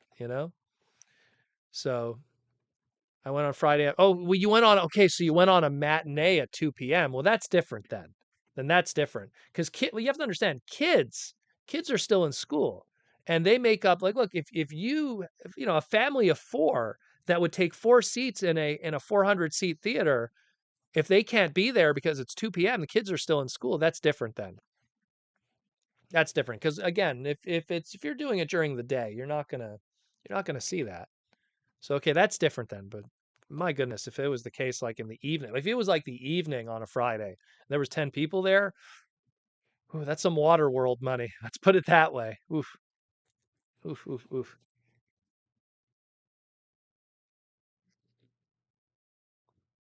Only 6 people when you saw TF1, but when did you see it, Will Murphy, and what time? That's the most important. Let's do some data analysis here before we call it quits tonight, you know? Friday night. That is brutal. Please tell me you live in a nowhere French Lick, Indiana small town of population 200 people. Please tell me that.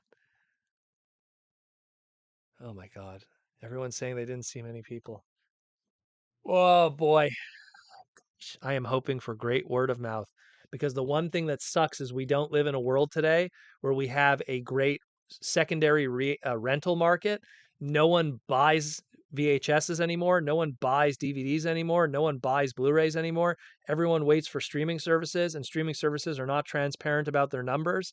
So you can't even say, "Oh, Transformers 1 was successful in the aftermarket after the theaters," because people already have their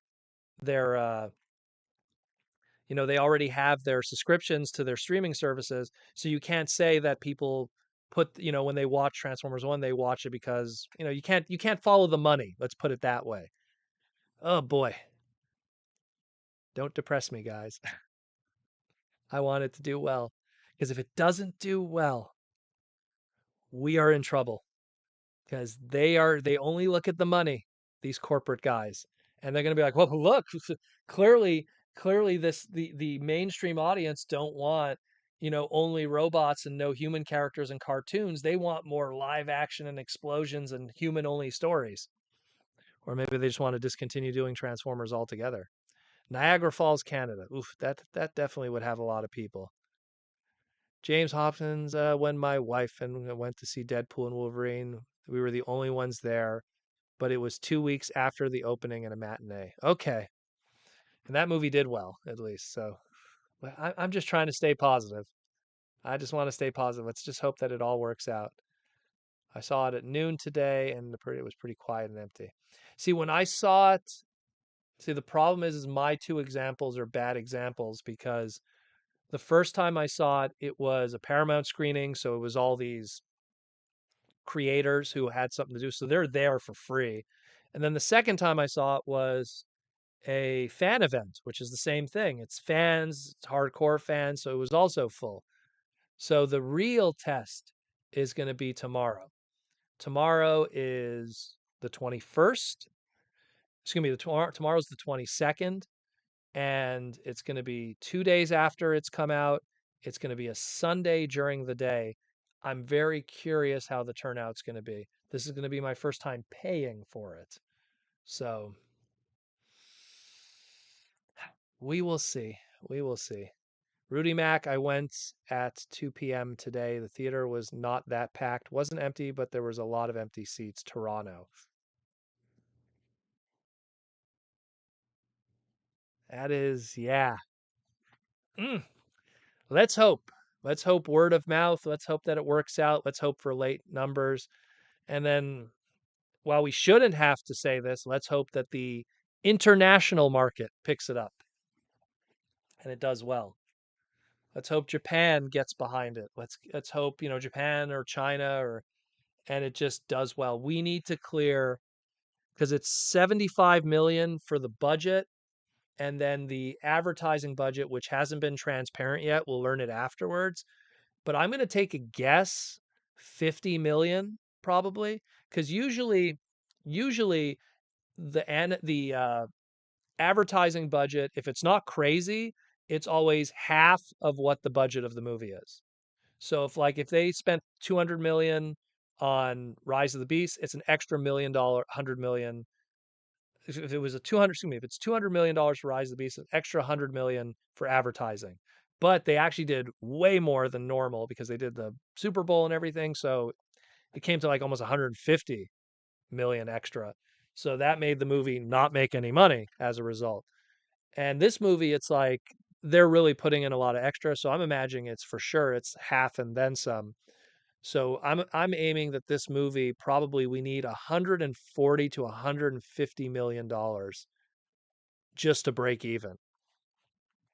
So it's going to be rough if that's the case. Easily that. Easily that. That Dark Prime, you're Dank Prime. You're saying the same thing as me, you know? Because that's more or less that's how the math works. I mean, we'll get the transparency of it. There's a really good website, boxofficemojo.com. They kind of break down sometimes the budget for certain movies if they get that information. So if they do get that information, which usually they do, we'll see. We will see. Uh, Will having a low budget help it actually make more money? Of course, 100%. 100%. When you have a low budget movie, but it's a good movie, the best example, the Rocky movies, they didn't cost a lot. Sylvester Stallone was a nobody, and they make zillions of dollars. The first Alien movie, when it's a low budget movie and you have a director that knows how to work within those confines, Terminator's another great example, the first one, you can make some serious coin. And when you don't have to have set pieces and explosions and all that stuff, and it's all confined in CG, you don't have to get a bunch of crazy big name actors. You could pull something off. The cheaper you make the budget, the more you have a chance because you know that the hardcore fans will show up anyways. So you know they'll show up and they'll contribute their money. So if you stay and you play ball within that, you could do something good. And this movie was cheaper to make than the Bumblebee movie. And the Bumblebee movie was a low budget movie. So it was cheaper to make than Bumblebee. And Bumblebee movie lost money. So let's see. Let's see. Let's keep it good. Let's keep it positive. Let's keep it positive. And that's all we're going to say tonight. We are done tonight. Again, thank you for listening to the Transformer Slag podcast, and thank you for being fans and coming tonight to hang out with us. We're going to call it quits today. Again, if you want to keep supporting the podcast, we have the Patreon link down in the description below. That's one way to support the podcast. Gives you access to our Discord and all that stuff and everything. We do sales and all kinds of cool things. If you want to be one of those beautiful green names that we're asking a whole bunch of the questions along with our super chat people, that's where you hit the join button, become a YouTube member instead. So that's another one you could go with. Pick your poison, pick what works for you. Everyone has their own thing. Some people double dip. They get the green name YouTube members and the Patreon. It's all good. But again, thank you all for tuning in and hanging out today. I hope you had a great time. And I hope you, once again, maybe tomorrow, go see the movie. Go support Transformers. Every dollar is going to count with this because if this doesn't do well, oh, Butters is here. Butters is sleeping. You could barely see him, but he's sleeping. He's tired. He had a rough day today. Here, I'll take a picture of him for you. One sec. Let's take a picture of Butters for you. There we go. There's Butters sleeping. He's taking a nap. There you go, guys. Take care of yourselves. I'm out of here. Take care of your friends, your family, your loved ones, and everything like that. I'm going to go have some pizza and some beautiful, beautiful tortillas. Take care. Peace.